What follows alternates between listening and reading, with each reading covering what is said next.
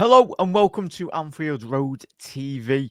If you're new around here, want to keep up to date on all things Liverpool related throughout the week, smash that like and smash that subscribe button as well, Reds. A very disappointing game last night in terms of the analysis. We'll go through the trials and tribulations in terms of that result. It was a disappointing result to take, but certainly, as we will speak about in tonight's episodes, we'll analyse where we can improve going into the Everton game and going forward in regards to obviously the Arne Slots era as well, Reds. Let us know your thoughts on the game. It was a disappointing one, especially as we'll speak about tonight in terms of being in that position, in terms of what we need to improve as well. But Reds, if you do enjoy today's episode, smash a like as well. Massively does help out.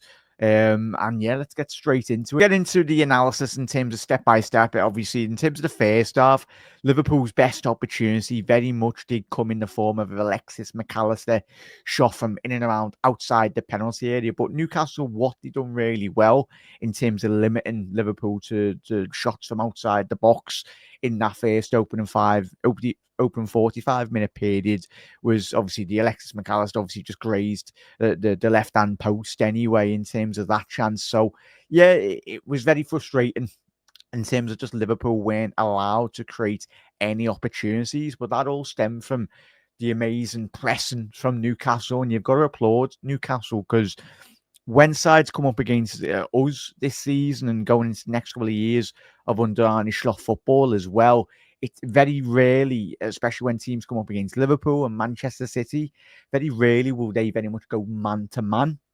And certainly they frustrated us last night, chat, in terms of that first 45-minute period. We didn't really create enough clear-cut opportunities. You can analyse it and say Liverpool, of course, should have been doing more in and around the penalty area. But I think in terms of Newcastle's press, Tonali, Joelinton as well, and Bruno Gimenez really limited Liverpool to not many chances. And that was obviously, as you can see there, Liverpool's best opportunity in the first 45-minute period. And then obviously the goal, as you can see in terms of the press from Newcastle, won the ball back. But what I didn't like from Liverpool last night, Reds, was very much the pressing wasn't there in the first opening 45 minutes, which is very rare because what Liverpool have been doing really well, and we've seen already this season, is pressing opposition teams. But when you're getting counter-pressed in terms of key areas like this, Newcastle sprung, and this is where you've got to credit Newcastle. As you can see there, they've got 1, 2, 3, 4, 5, 6 players in behind Liverpool's back line in terms of that transition. So obviously Bruno Gimenez, I think it is on the ball there. As you can see, he's got ahead of Alexis McAllister. And what he's got to do now, as the goal did, as we'll go into the next frame in a little second, but I didn't like the amount of pressure on that ball in terms of that transition from Newcastle. The one player in Wales football that you don't want to be given time and space on the ball, as we'll see in a little second, is Isaac. But fair enough to Newcastle. Not many teams this season have been able to gamble as Newcastle did last night. They had the crowd on song, as it always is the case at St. James's Park. But yeah, Liverpool far too passive in the transition, just allowing Newcastle United to very much get that ball into the feet of Bruno Gimenez, straight into Isaac as well, as we'll see from the next frame as well. But what's the beauty of Isaac? He's one of the best strikers in world football. And this is why Newcastle spent all the big money and why, obviously, he done his business in Spain as well. But the main key for Newcastle is just trying to keep Isaac fully fit. I think if they can keep him fit for the whole entirety of the season, I think they might be in with a chance of a top 4 position. That's how important he is to this Newcastle side. He's one of the best elite level strikers in European football. And what he does best is you see him one-on-one with Virgil van Dijk, but it's this touch, as you can see, with his left foot there as we freeze the frame. He just absolutely takes Virgil van Dijk out of the picture. And that's Virgil van Dijk we're talking about in that regard as well. But a phenomenal touch. But it's all about getting that supply line into Isaac. Liverpool were so poor in terms of that transition, but taking nothing away from that touch. They left that instinctive, intelligent touch from Isaac is absolutely phenomenal. And it's one of the best touches we've seen so far in the Premier League to get away from Virgil. Because what he's done, he's took Virgil out of the picture and he's absolutely sent Virgil back to Holland, really. But in terms of just able to create that space, and then obviously with that second touch with his right hand, with his right foot, he's absolutely cannoned one into the top right corner as well. And when I was doing the watch along on Anfield Index, make sure you do check out Anfield Index, subscribe to them for all the latest watch alongs and great content out there, Reds, as well. Big up, massive thank you to everyone that has followed us over there. But in terms of that, yeah, you can put 2-3 Kelleher's in that goal. You're not stopping that. You're not stopping that strike, because that's what he does best, Isaac. And I think the most important thing from a Newcastle perspective is very much trying to keep him fully fit for the now and the end of the season, really. Because I tell you what, Sweden are very blessed with a lot of elite level strikers at the minute. You've got Isaac. Main thing is keeping him fit, but mainly for Newcastle's point of view. And obviously the lads from Sporting Lisbon, Gokeres, or apologies on that pronunciation. But in terms of the going into obviously the second half now, Liverpool, as you can see here, really started the game much better in the second half. As we know, we were committing men forward. The transition seemed to be, when we were going down that right-hand side, much better.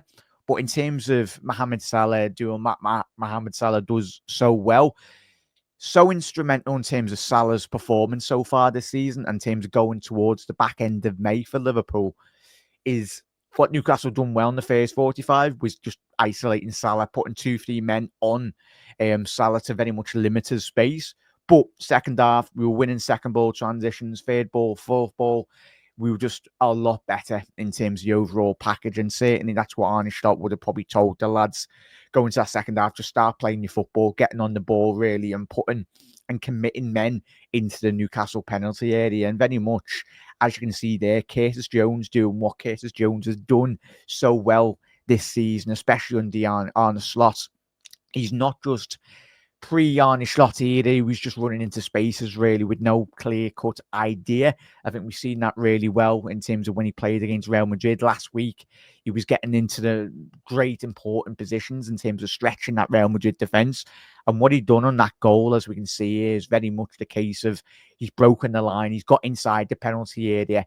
He's not been happy to be in and around the penalty area. He wants to make that difference. And by Lord, what an absolutely phenomenal strike by Curtis Jones. I don't know what the XG is on this, but in terms of the execution, it's absolutely exceptional. In terms of the technique to very much getting that into the top right corner as well, was absolutely fantastic work. And it was great to see Curtis very much break the lines, get inside the penalty area. But yet again, it's just that intelligent outside the foot pass from Salah inside the penalty area that made that as well. But you look at this chance for Liverpool, and probably like all of us, every red round the world, I was screaming, going, why is Gakpo not shot? Like, you look at that freeze frame, he's got the whole goal in front of him. On another night, on another universe or whatnot, Gakpo puts that in the back of the net, but he's been unselfish.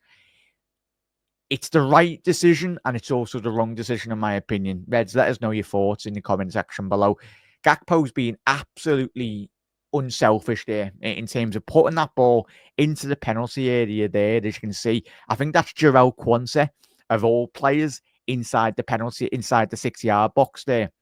And then, as you can see from the next frame, Cody not Gakpo, Darwin Núñez. How is Darwin Núñez, Reds, not put that into the back of the net?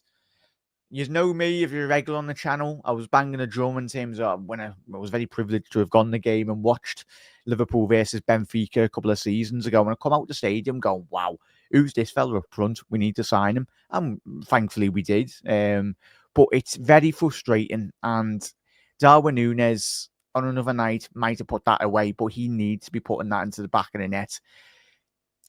Yeah, it's frustrating. Like, in terms of when you quickly go back to that other frame as well, Darwin Núñez has run towards the back post there. So you're like, as you can see from that frame there, he's like sad, he's gone in the position. But then again, look at that. Should be scoring. And Darwin Núñez is so frustrating. And probably similar for not rival fans, because they're made up that he's missing all these chances as well. But Darwin Núñez, probably next week when we play, well, on Saturday when we play Everton, he'll probably bang one in from 30 yards. It's so frustrating, probably so frustrating for Darwin Núñez himself. but he needs to start putting these balls into the back of the net, if I'm being honest. If Liverpool want to be doing what we want to be doing this season, and that's competing for the league title, competing for Champions Leagues, Darwin, lads, start banging these balls into the back of the net as well. And then we go in terms of at the other end, Liverpool in terms of next phase as well. And this was what we were doing in the first half, as we said at the top of the show. This is so frustrating. Liverpool's press has been absolutely exceptional, and it has been. But in terms of, especially when you look at the midfield players Newcastle United do have at their disposal last night, Bruno Guimaraes, Tonali, and Jonathan as well, players that will break the lines, they'll look to get the heads up, and certainly got that ability on the ball. And in terms of that transition, as we can see in terms of Newcastle's second goal, you look at how many Liverpool players around them there. We've got 4, 5, 6 players in and around Bruno Guimaraes. I think it was. Apologies if it's not, Reds. But just far too passive. We're allowing him to drive with that ball. And in terms of that next phase, he plays it into Isaac, who then, obviously, of course, just plays a simple, delicate ball in behind Jarell Quansah to play in Anthony Gordon as well. And it's absolutely poor defending by all accounts from Liverpool. You can mention Gordon, yes, but it's you know exactly what Gordon's going to do. Not just Gordon, but any winger in the Premier League is, of course, if they're coming off the left flank, similar we've seen with Gakpo and Diaz so far this season, of course. But the one thing I want to see from Gomez there, and going into this season as well, if he does play, you need your centre-half to very much stand up tall there. Gomez, from a positional point, you think, oh, sad, he's just going to usher him out. But he's absolutely done him there, Gordon, in terms of just, he's more or less broke his ankle, really, in terms of just cutting back onto that right foot. And he's just absolutely sent Gomez back to Charlton. Disappointing. I would have liked to have seen him, but as we know, it's room for improvement, really. And especially when Gomez played against Haaland last week, he done really well. It was poor from Gomez, but it's not just Gomez's fault there. You need to stop that ball at the heart, really, in terms of stopping that supply line into the Newcastle forwards. And we very much didn't do that enough, in my honest opinion. So it's disappointing. I would have liked Gomez to have seen that ball out, push Gordon down the byline, make him go nowhere, but we've just allowed Gordon to cut in on his right foot and very much bang that into the bottom corner as well. Liverpool's second goal in terms of our equaliser, it all stemmed from the substitutions from Liverpool on the 67th minute. And this is where the game for Liverpool was very much won and lost, really. Because you've seen Trent come on, you've seen Dominic Szoboszlai come on as well, and you've seen Lucho Diaz as well. And they very much give Liverpool the impetus, really, going forward. In terms of this transition, Trent getting down that right-hand channel, I think it was a good interception originally by Trent on the halfway line to very much win that ball back. A bit of fortune in terms of the rebound, but certainly that tenacity and that willingness to go forward and break the lines from Trent was absolutely fantastic. And there's one player in world football that you don't need to be crossing the ball into the penalty area, and that's what Eddie Howe will be very disappointed in terms of just Newcastle's ability just to allow Trent into that position. You don't want Trent there. And it was a lovely, delicate ball to the front of the 6-yard box as well. And in terms of that, it's an absolutely phenomenal strike by Mohamed Salah with his right foot, putting it into the right-hand corner as well. Liverpool's play down that right-hand side was much better. And then what we all thought was the winner, what we all thought from a Liverpool point of view, disappointing. But the impact, probably the best play I've seen from Dominic Szoboszlai. Reds, let us know. I've been critical on Dominic Szoboszlai this season. I want to see more, but such intelligent play from the Hungarian in terms of that, having that spatial awareness, in terms of just dummying that, in terms of just knowing where Trent is. And he's just dummied that, and Trent's got into the penalty area, and you're like, oh, what a ball. And then Trent found Salah, and Salah does what Salah does best. It's absolutely phenomenal work by Mohamed Salah. Trent's getting into that position, but it's all about that delicate touch. As we can see from here, from Trent, from Salah, Reds as well. He just takes a little touch, sets Dan Burn behind him, as you can see there, takes Dan Burn. Dan Burn's body position is absolutely been done in terms of just Salah's done about 2 of those centre halves. Fabian Schär's very, very flat-footed as well, really, but the touch allows Salah to very much elevate his body position and just being able to put that into the bottom corner. It's not just as easy as saying putting it into the bottom corner, but it's one of the best touches we've seen from Mohamed Salah so far this season in terms of just setting that ball in front of him. It's given time to very much swivel on a sixpence and absolutely put that into the bottom corner as well. It's great work by Salah.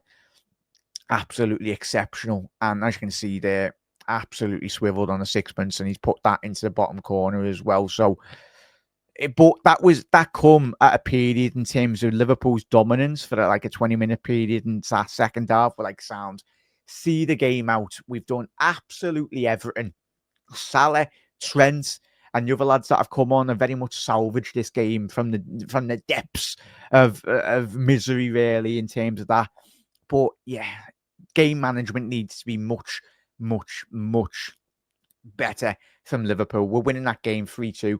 I thought we were doing it well. We were slowing the game down really well. I think that's what Newcastle done really well in terms of frustrating us for large spells. It's all part of the game for every football team, really. Game management needs to be much better from Liverpool. And what we don't need to be doing is giving a free kick outside the penalty area with minutes to go, seconds to go in the game. See the game out, be more intelligent. And this is what we will learn going into this season as well. Obviously, results against Forest were disappointing, but we learned so much. Games like last night, we will learn so much about this Liverpool team as well. But don't be giving free kicks, stupid free kicks in and around the penalty area, especially when obviously Newcastle have got quality in terms of Bruno Gomes to whip that ball into the back post as well. And you're like, as you can see from the high line, seems like there's no danger, and bam, Fabian Schär's flying at the back stick. And what is Caoimhin Kelleher doing, Reds? Hindsight is an absolutely wonderful thing. Kelleher has done so well for Liverpool this season, and he has done in terms of being a debutant, in terms of coming in when we've needed them the most. Great penalty saves in the last couple of weeks as well against Real Madrid. And obviously in the league as well, midweek against Manchester City. If there's one player that you would have trusted to have not made this mistake, for me, I know everyone might pinpoint to Kelleher mistakes as well, but in terms of one player that has done so well for Liverpool, it's Kelleher. And he's had an absolutely brain fart there, really, at the back stick. I think he's probably anticipated, as you can see from that freeze frame there, he's like, sound's going nowhere, but it's a massive misjudgment from Kelleher, and it's disappointing to say the least. We were absolutely all fuming, every red round the world as well, but it's one of them. Kelleher has won as many points, but on hindsight, after this game, Kelleher, if there's something similar happens in the next couple of weeks, this season as well, he knows what not to do now. He's got to come out, and usually 9 times out of 10, Kelleher would probably collect that, or he'd be on his line, but he wasn't there. And as obviously from that freeze frame, it's absolutely crazy. I don't know what the XG is on that, but fair play to Fabian Schär, because there's one thing Kelleher leaving that. Fabian Schär's gone for it at the back stick, and he's got extremely lucky in terms of getting that ball on target as well. But it's a very good strike in terms of Fabian Schär's body position as well. He's outstretched in terms of that angle as well. It's crazy, but disappointing from Liverpool Reds.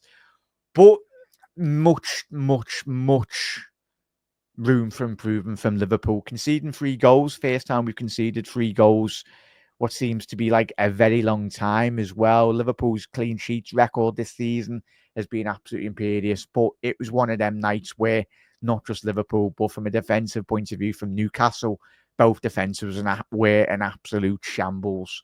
And it's just probably so frustrating as any Geordies watching. Like, you're put in this performance against Liverpool, one of the best teams in Europe, and then you'll probably play whoever you're playing this weekend and probably drop points. That's where, in terms of before Jurgen Klopp come in, and obviously with Arne Slots now, we were never consistent in terms of on a consistent week-to-week basis. They're the levels, and they're the levels in which Newcastle need to reach. Like, put in that performance against Liverpool, sound, which everyone seems to play so well against Liverpool, but that's the beauty of being Liverpool Football Club. Every team that comes up against Liverpool, whether that be midweek. I remember when we played Toulouse in Europa League, was it last season? They rose their game. Newcastle rose their game last night, as well. And it's expected when you're a top side, and that's certainly in terms of what Eddie Howe needs to improve, in terms of that consistent level performances. But certainly disappointing from Liverpool's perspective, Reds. Let us know your thoughts on that, really. Going into the Everton game, there's a lot of expectation. It's not going to be an easy game. Very similar as we were anticipating in terms of the atmosphere as well. The last Goodison derby as well. But it was just an absolutely crazy game last night, really. In terms of, as I said, with the third goal for Liverpool, better in-game management is very much needed. Just see the game out. And that's certainly what we've learned off the back of last night's performance as well. Certain individual players' performances will improve as well. I didn't quite get the playing Quansah down the right-hand side. I get if Trent's fit enough to be on the bench, I get he's just come back from injury, Trent. But we just seen the instant impact. We've seen Trent's quality. And from a tactical point of view from Liverpool, the substitutions really changed it. But we're very blessed as a football club that we've got Diaz to come off the bench. We've got Dominic Szoboszlai. If it's Curtis or it's Dominic Szoboszlai in certain aspects this season, I think those two have very much pivoted really well. Whether one's been coming off the bench, one's been starting the game. And that just goes to show the depth and quality in that position, most importantly. But certainly going into the January window, as we know, if Gravenberch's injured and McAllister's injured, I think Liverpool will struggle. So it's so important going into this January window that Liverpool do strengthen. But we live and we learn very much, Reds. Going into the Everton game, let's put in a performance that was much better from a defensive point of view. Really, it's disappointing. But Reds, we go again. If you're watching up until this point, massive thank you, Reds, as well, or even Newcastle fans as well. Let me know your thoughts and in your general sense in your performance last night, because it was probably one of the best games of the season. If you're a neutral, not if you're a Newcastle or Liverpool fan, there was so much wrong from a defensive point of view and so much good going forward in the attacking sense for both sides. But Reds, let me know your thoughts. Hit that subscribe button if you enjoyed today's episode. Smash a like on the video. Really does takes a while to get these videos edited and everything, so really do appreciate all your support. And Reds, we go into the Everton game with a lot of expectation, a lot of hopefully better quality in the final third, and certainly let's not waste the first 45 minutes as we very much did against Newcastle. Because if see you later, Reds. There'll be another episode out tomorrow. You never look. Hello to that.